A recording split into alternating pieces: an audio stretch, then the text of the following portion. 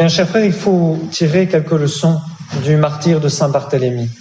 D'abord, la première, c'est que ce martyr n'est pas très connu, les détails du martyre de Saint-Barthélemy. Vous avez peut-être déjà vu des représentations de Saint-Barthélemy avec tenant un grand couteau ou même tenant sa peau dans ses mains, c'est ainsi qu'on le représente. Mais les détails de son martyr ne sont pas suffisamment connus. Il faut connaître l'histoire de ces martyrs, de leurs souffrances, des tortures inimaginables qu'ils ont souffert. Aujourd'hui, quand on entend parler de la Saint-Barthélemy, eh bien, on entend parler du massacre, des protestants par les catholiques. Et si vous allumez la radio aujourd'hui, ce qu'à Dieu ne plaise, eh bien, vous entendrez certainement parler du massacre de la Saint-Barthélemy par les horribles catholiques qui ont massacré les protestants. Il faut savoir que le nombre de catholiques tués lors des guerres de religion est au moins 15 à 20 fois supérieur au nombre de protestants tués. Au moins.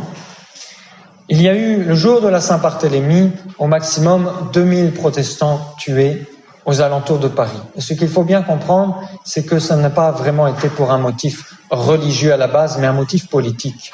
C'est la reine Catherine de Médicis qui a poussé son fils, le roi Charles IX, à entreprendre ce massacre. Et ça, il faut rétablir la vérité historique, parce qu'on attaque l'Église catholique avec des calomnies continuellement, et on les fait apprendre aux enfants dans les livres d'histoire, à l'école publique.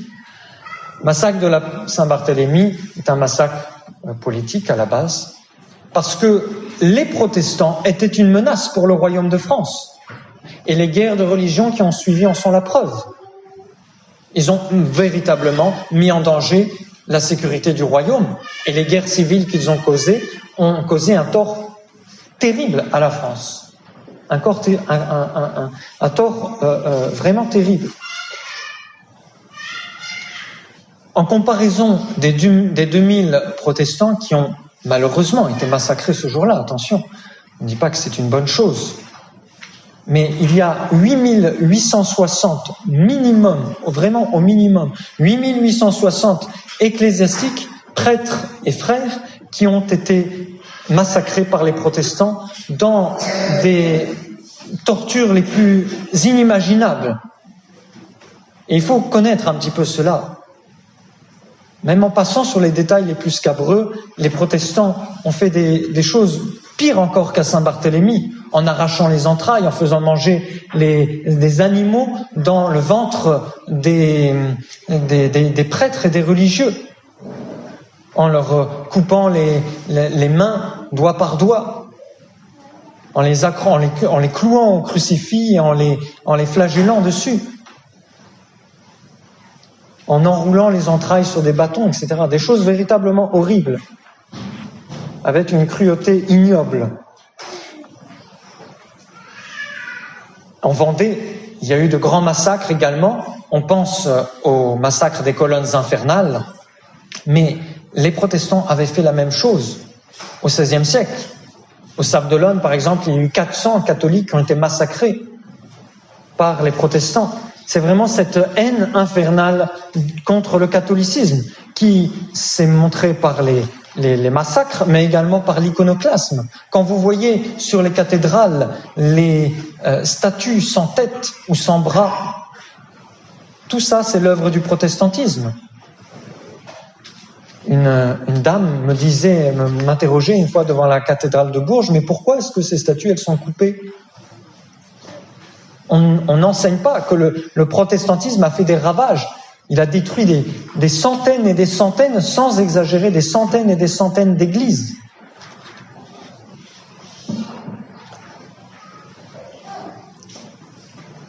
Hier encore, une jeune fille protestante m'abordait dans la rue pour me dire qu'elle était très heureuse qu'il y ait une recrudescence des gens de la recherche religieuse et que les gens se portaient vers la religion et qu'elle-même, elle avait approfondi sa foi protestante et qu'elle voyait beaucoup de jeunes arriver chez les protestants, etc.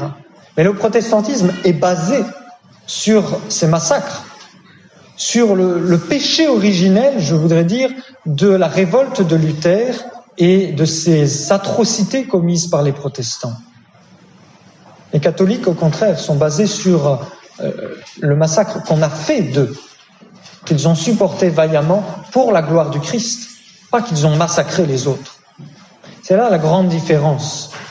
Et cela est bon à rappeler aujourd'hui, jour de la Saint-Barthélemy. Deuxième leçon, il faut comprendre que le démon se cache derrière beaucoup de choses. Ce qui était plus visible au temps de Saint-Barthélemy existe toujours aujourd'hui. C'est-à-dire que l'action du démon, même si elle est moins visible, elle se fait toujours sentir. Vous voyez, lorsque notre Seigneur guérit les malades dans l'Évangile, il chasse en même temps les démons. Bien souvent, ce sont des démons qui causent les maladies. Ce fut le cas également lorsque Saint Barthélemy guérit la fille du roi et bien d'autres malades. Il chassait les démons. Les démons sont derrière les maladies physiques, psychiques et morales, bien plus qu'on ne le peut imaginer.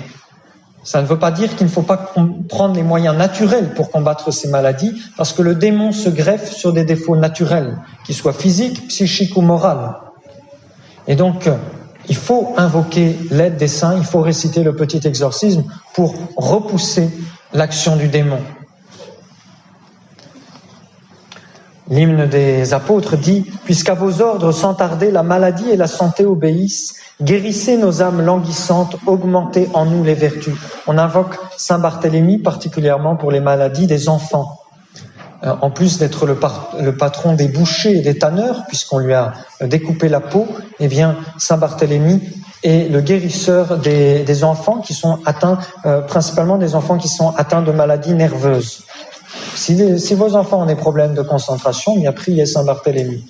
Et puis la troisième leçon qu'il faut tirer du martyre de Saint Barthélemy, eh bien c'est le dépouillement total, puisque Saint Barthélemy a laissé sa peau sur la terre pour aller au ciel, pour ainsi dire. Je vous ai parlé du martyre de Saint Laurent il y a 2 semaines, qui symbolise le passage par les flammes du purgatoire. Et plus on souffre, plus on se rapproche de Dieu et plus notre joie est grande et plus on est capable de surmonter les souffrances. Eh bien, c'est un petit peu la même chose avec Saint Barthélemy. Plus on laisse de côté les biens terrestres, plus on se laisse dépouiller soi-même, plus on se détache de tout ce qui nous retient attachés à la terre, que ce soit les plaisirs, les biens de ce monde, que ce soit notre attache à notre réputation, notre orgueil, que ce soit également les richesses. Eh bien, plus on laisse tout cela de côté, plus le vieil homme meurt en nous et plus nous pouvons nous rapprocher du ciel et vivre heureux. C'est la grâce que nous allons demander à Saint Barthélemy, à la Sainte Vierge et à tous les saints, au nom du Père et du Fils et du Saint-Esprit, ainsi soit-il.